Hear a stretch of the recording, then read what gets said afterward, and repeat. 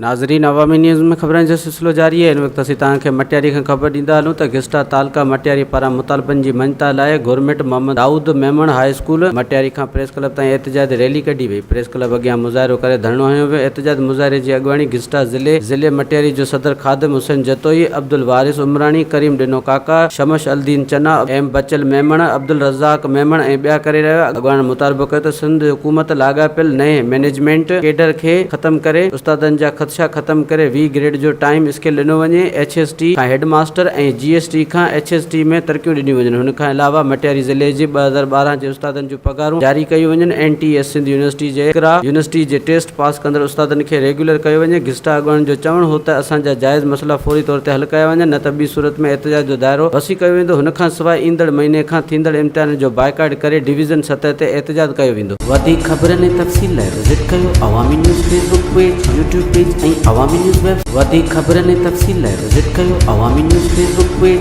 YouTube page ऐं अवामी news website.